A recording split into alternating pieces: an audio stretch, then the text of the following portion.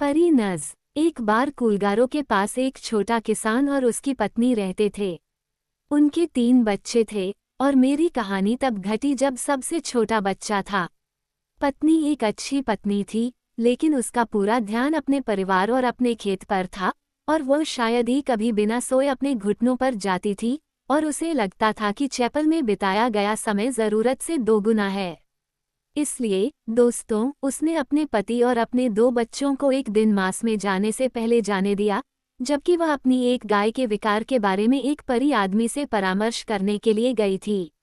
वह चैपल में देर से पहुंची और पूरे दिन उसे दुख हुआ, क्योंकि उसका पति इस बात से दुखी था और वह उससे बहुत प्यार करती थी।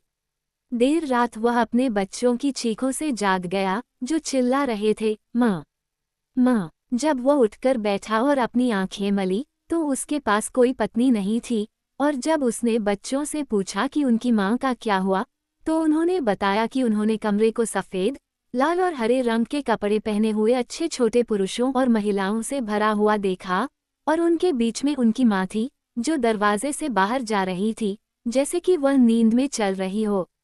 वह बाहर भागा और घर के चारों ओर सब जगह ढूंढा, लेकिन कई दिनों तक उसे न तो कोई खबर मिली और न ही कोई खबर।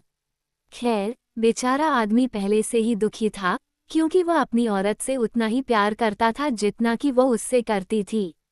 अपनी बेचारी औरत को देखकर उसके गालों पर नमकीन आंसू आ जाते थे। बच्चे उपेक्षित और गंदे थे, जैसा कि अक्सर होता था, और वे केवल एक दयालु पड़ोसी के लिए ही काफी बुरे थे, जो जब भी समय मिलता था तो उनकी देखभाल करती थी। शिशु एक नर्स के साथ बाहर गया हुआ था। परियां किसान की पत्नी के साथ चली जाती हैं।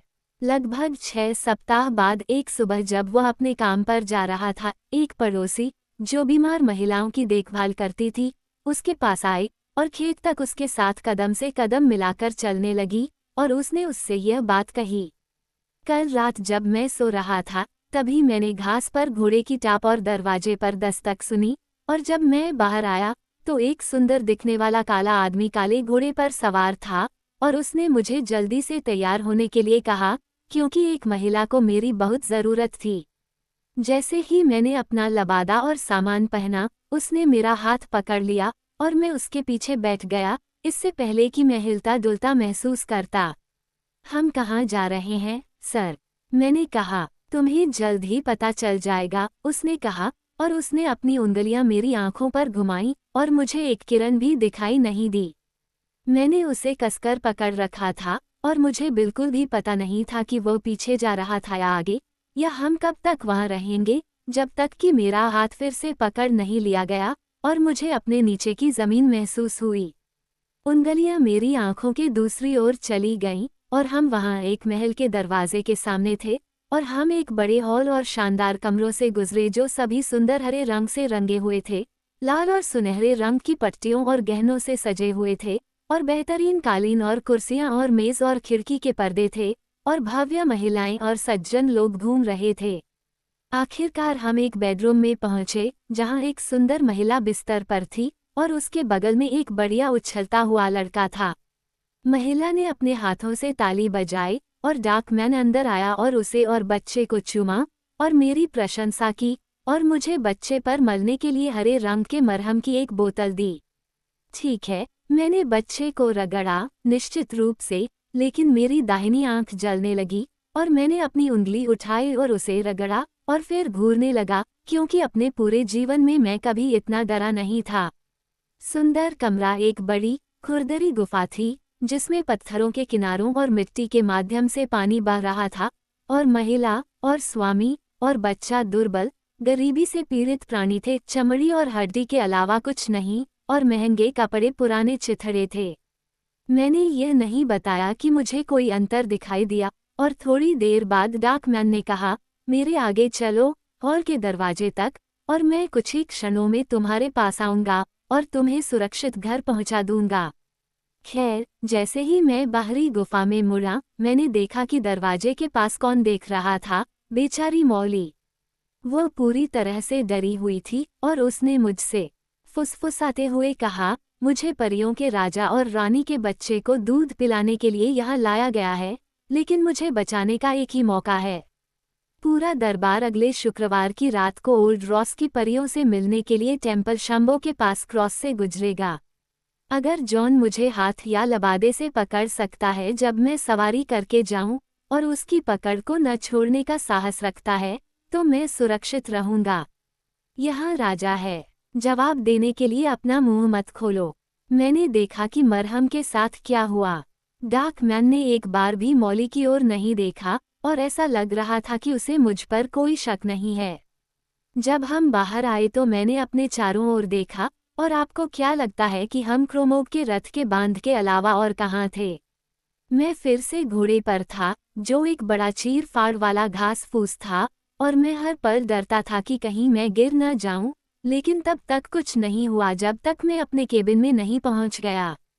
जैसे ही मैं जमीन पर गिरा, राजा ने मेरे हाथ में 5 गिनी थमा दी और मुझे धन्यवाद दिया और मुझे शुभ रात्रि कहा।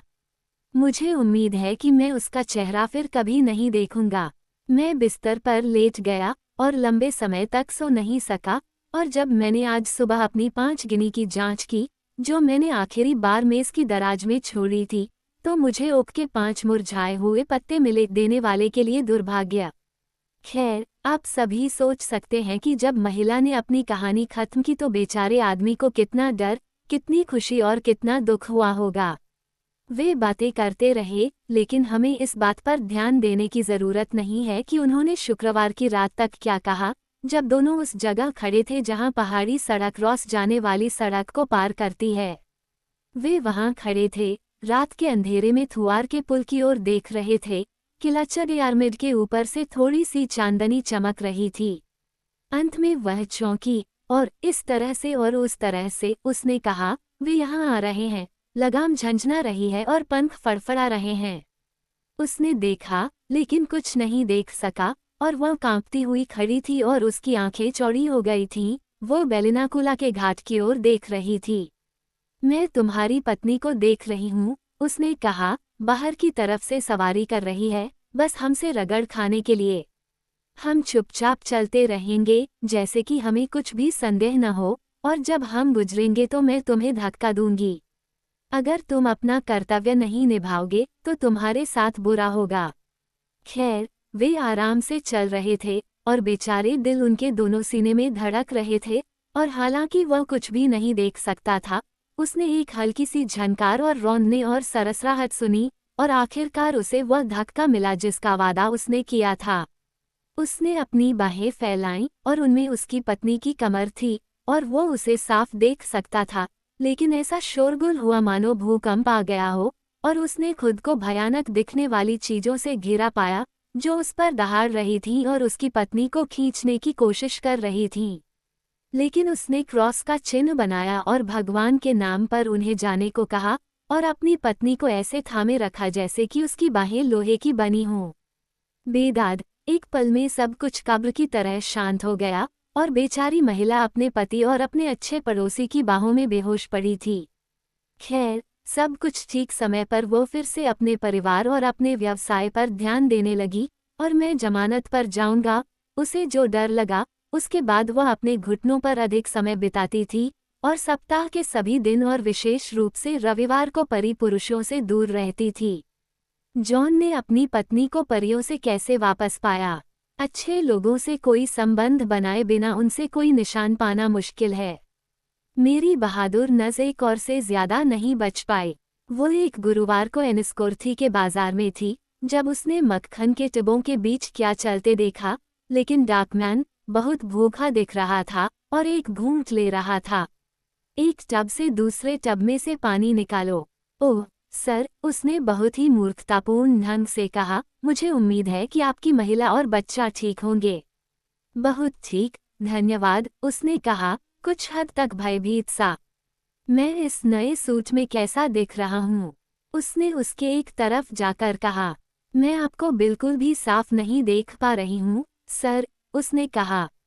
अच्छा, अब, उसने कहा, उसे पीछे से दूसरी तरफ घुमाते हुए। मूशा, वास्तव में, सर, आपका कोट एक मुरझाए हुए गोदी के पत्ते से बेहतर नहीं दिखता है। शायद, तब, उसने कहा, अब यह अलग होगा, और उसने एक स्विच से उसके बगल वाली आंख पर वार किया। दोस्तों, उसके बाद उसकी मृत्यु के दिन तक उसे कोई चमक नहीं दिखी।